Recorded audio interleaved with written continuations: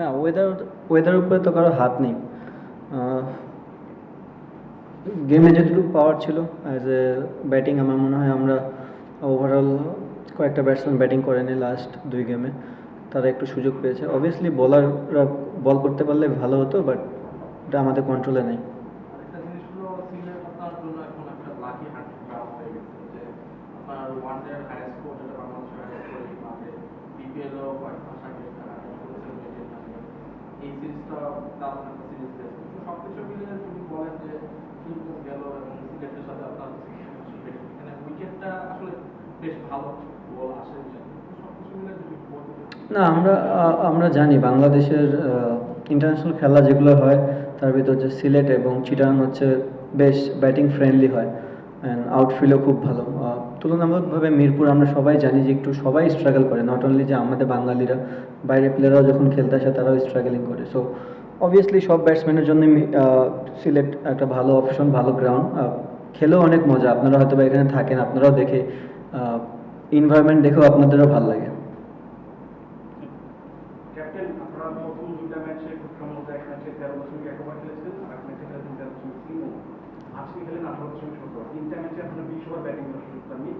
Asia কাপের আগে ব্যাটিংয়ে যে প্রস্তুতির দরকার ছিল, সেক্ষেত্রে এই যে 3 ম্যাচেই 20 ওভার করে ব্যাটিং করতে না পারার কারণে একটা আক্ষেপ হয়ে গেল, বা ব্যাটিং লস, ব্যাটসম্যান লস বেশি প্রস্তুতি নিতে পারলো না, এরকম একটা আক্ষেপ। না না ভাইয়া, ইন্টারন্যাশনাল গেমে আপনি ভালো ব্যবধানে জিততেছেন, এটা একটা বড় বিষয় যে আপনার টিম কতখানি ডেভেলপ করতেছে।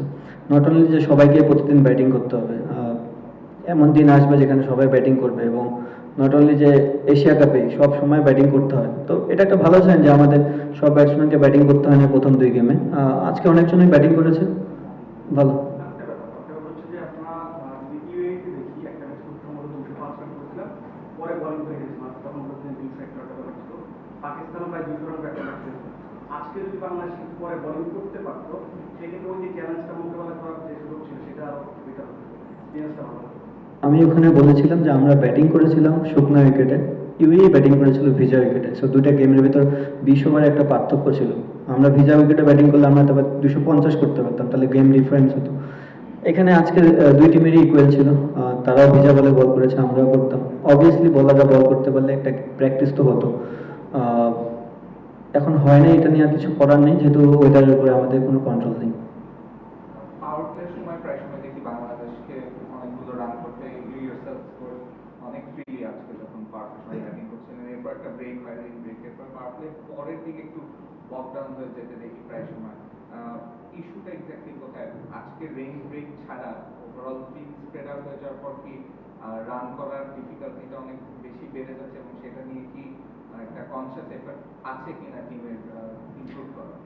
না, যদি আপনি ওভারঅল 18 ওভার খেলা দেখে থাকেন, ফার্স্ট পাওয়ার প্লেতে যে বোলারগুলো বল করেছিল তাদের বল খুব একটা ঘুরেনি, বাট আফটার পাওয়ার প্লে পরে যে বলারটা বল করেছে তার বল কিন্তু বেশ টার্ন করতেছিল। সো উইকেটে যখন হেল্প হয়, অ্যাজ এ বোলিং ইউনিটে যখন হেল্প পায়, তখন ব্যাটিংয়ের রান রেট কমবে, এটাই স্বাভাবিক। এখানে যে কোনো ব্যাটসম্যান ব্যাটিং করলে তার রান রেটটা কমতো, but at the same time আমরা কিন্তু ভালো ফিনিশের পথে যাচ্ছিলাম। আলটিমেটলি আপনি গেমটাকে কীভাবে বিল্ড করতেছেন, অ্যাজ এ টিম কতখানি টোটাল দিতে পারতেছেন। আমি কিন্তু ম্যাচ শুরুর আগেই বলেছিলাম যে 180 আমার কাছে মনে হয় এটা গুড স্কোর। আমরা ওই পথে যাচ্ছিলাম, যদি পুরো খেলা হতো হয়তো বা 180 বা 190ও যেতে পারতো। সো ভালো স্কোর হতো। কিন্তু আপনারা বারবার বলছেন যে এটা একটি বিসিসি, তারপর একটা বড় টুর্নামেন্ট লাগে যেহেতু সিরিজের জন্য এই কথা বারবারই আসছে।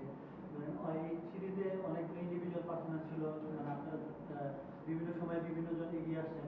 অ্যাজ এ ক্যাপ্টেন আপনার চোখে এই সিরিজ থেকে মানে আপনাদের প্রাপ্তিগুলো কি, বা আপনি কোন জিনিসগুলো পজিটিভ নিচ্ছেন আর কি? না, ওভারঅল সব দিক দিয়ে আমার কাছে মনে হচ্ছে পজিটিভ। যারাই ম্যাচ খেলার সুযোগ পেয়েছে তারাই ভালো ক্রিকেট খেলেছে, এক্সেপ্ট সাইফ, যে কিনা কিছুই করতে পারলো না বিকজ অফ সে ব্যাটিংও করেনি, বলিংও করেনি। বাদ বাকি তো সবারই একটা হলেও গেম খেলার সুযোগ হয়েছে।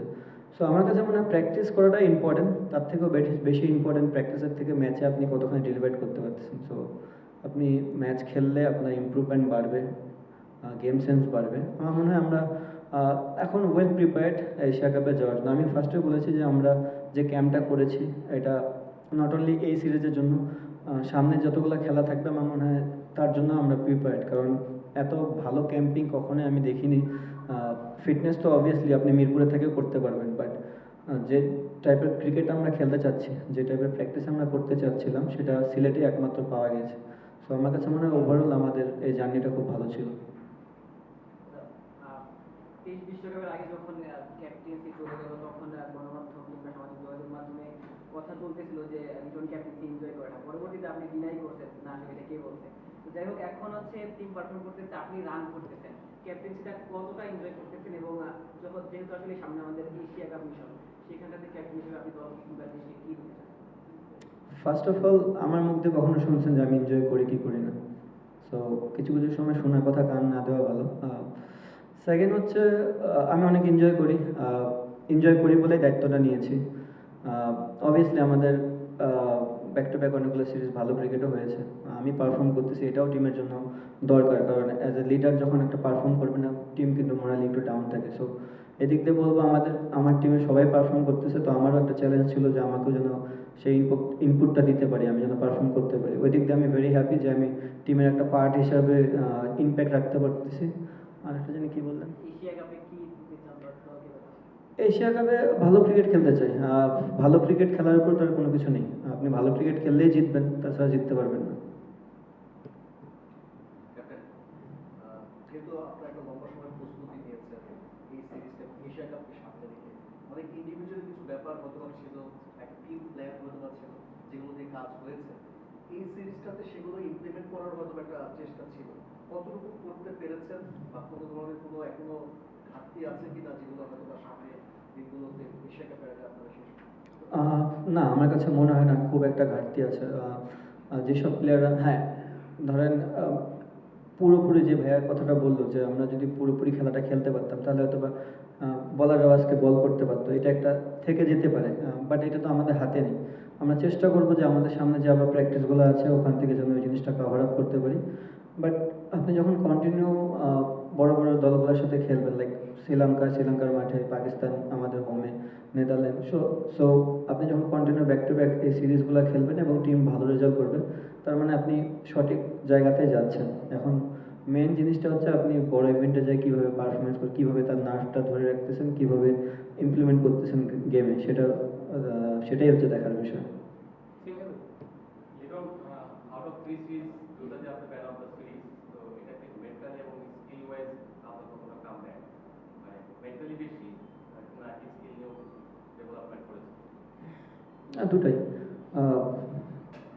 এটা অ্যান্সার কী দেবো, প্রতিবার একই প্রশ্ন আসে, একই অ্যান্সার দিই। কামব্যাকের জিনিসটা আপনারা কামব্যাক কীভাবে ধরেন আমি জানি না। অ্যাজ এ প্লেয়ার প্রতি সিরিজ আপনি ভালো খেলবেন না, এক সিরিজ ভালো খেলবেন, এক সিরিজ খারাপ যেতেই পারে, আবার নেক্সট সিরিজ খেললে যে কামব্যাক হয়ে যাবে জিনিসটা তেমন না। আমরা সবাই অ্যাজ এ টিম আমরা চেষ্টা করতেছি বাংলাদেশের ক্রিকেটটা কীভাবে ডেভেলপ করা যায় এবং কীভাবে এই প্রত্যেকটা সিরিজে ম্যাচ জিতা যায়। সো আমাদের লক্ষ্য এটাই, এবং আমরা অ্যাজ এ টিম আমার মনে হয় আমরা খুবই ভালো ক্রিকেট খেলতেছি এবং চেষ্টা করবো এই ধারাবাহিকতা ধরে রাখার জন্য। মাঝে মাঝে তো প্লেয়ারদের রোলটা চেঞ্জ করা হয়, হৃদয় গত 1 বছরে তার ব্যাটিং কার্ডটাই চেঞ্জ করে ফেলেছে, মানে তার ক্যারিয়ারে সবচেয়ে কম স্ট্রাইকার এই বছর, মানে 110-এর মধ্যে, এবং রানটাও কম, এটা কার হয়ে আছে নাকি আপনারা যেহেতু রোল চেঞ্জ করেন এবং ব্যাট করে এমন সময় যেটা খুব ক্রুশিয়াল, আজকে যেমন 4 ওভারে 57 রান পরে 9 ওভারে রান হয়েছে 77 বা 77 কিছু বেশি, এটা হয়তো 100 হতে পারে, মানে রোলটা চেঞ্জ করছেন এই তার সময়টা খারাপ। দেখেন পার্টিকুলার দিনে দেখবেন আপনি এরকম স্ট্রাগল আসতে পারে, আমি এটা নিয়ে একদমই ওয়ারিড না। আই নো হৃদয় কী করতে পারে আমাদের টিমের জন্য। আমার অ্যাজ এ ক্যাপ্টেন হিসেবে আমার ফুল বিলিভ আছে যে সে এশিয়া কাপে যায় ঘুরে দাঁড়াবে এবং সে ভালো ক্রিকেট খেলবে।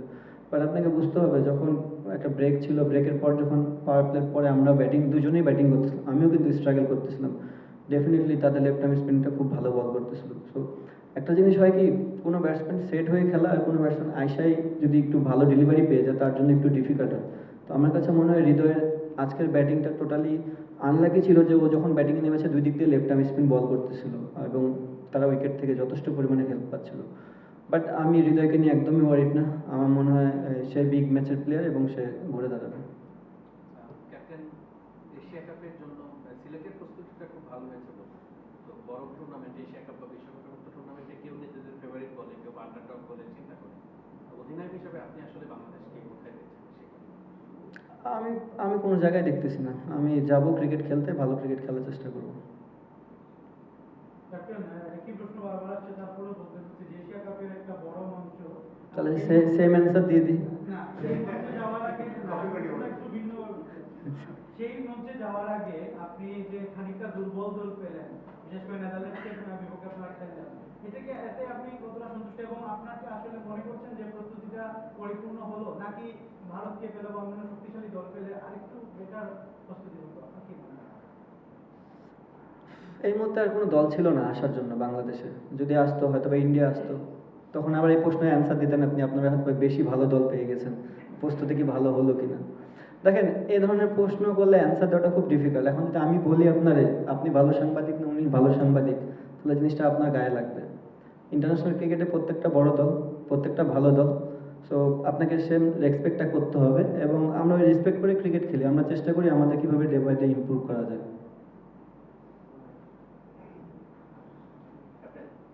তো অ্যাডভান্স হয়ে যায় সেটা যদি এশিয়া কাপে আমাদের গ্রুপ পর্বে আফগানিস্তানের সাথে ম্যাচ আছে, তো আফগানিস্তানের যখনই ম্যাচ আসে তখনই আসলে তাদের স্পিনের যে একটা ভীতি সেটা একটু কাজ করে। রশিদ খান আছে, নুর আহমেদ আছে। কালকে আমরা শ্রীলঙ্কার এগেনস্টেও ম্যাচ দেখলাম যে খুবই পাকিস্তান এগেনস্টে খুব ভালো মানে টার্ন করছিল, স্ট্রাগল করছিল পাকিস্তান ব্যাটসম্যানরা। আফগান স্পিনারদেরকে নিয়ে আলাদা কি কোনো প্ল্যানিং এখন পর্যন্ত করেছেন বা তাদেরকে নিয়ে আপনাদের চিন্তা ভাবনাটা কেমন? দেখেন, আপনি একটা ধারণাই নিতে পারবেন যতক্ষণ পর্যন্ত না আপনি ওই চ্যালেঞ্জে পড়বেন কন্টিনিউ বেসিসে, তখন আপনি ওখান থেকে জাস্ট একটা ধারণা নিয়ে মাঠে যেতে পারবেন। আমার মনে হয় আফগানিস্তানের সাথে আমরা অনেকগুলো সিরিজ খেলেছি রিসেন্ট পাস্টে।